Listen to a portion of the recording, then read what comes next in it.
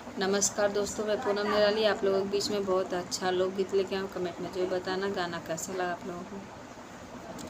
हमरे गवन का सुनी दवनिया राई आवता, हमरे गवन का सुनी दवनिया राई आवता, जब से सुनली नाही ठीक से ओंघाई आवता, जब से सुनली नाही ठीक से ओंघाई आवता। छूटी जाई नैहर चली जाइबे ससुरवा, कैसन है सासु ननद देवर क सहुरवा। सखी सहेली छूटी है रवाई आवत, सखी सहेली छूटी है रवाई आवत, जब से सुनले नाही ठीक से ओंघाई आवत।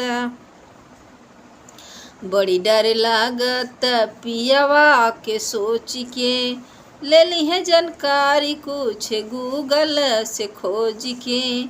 प्यार के नाम लेते अंगड़ाई आवत, कैसे कहीं रतिया के नहीं ओंघाई आवत। हमरे गमन का सुनी दवनिया राई।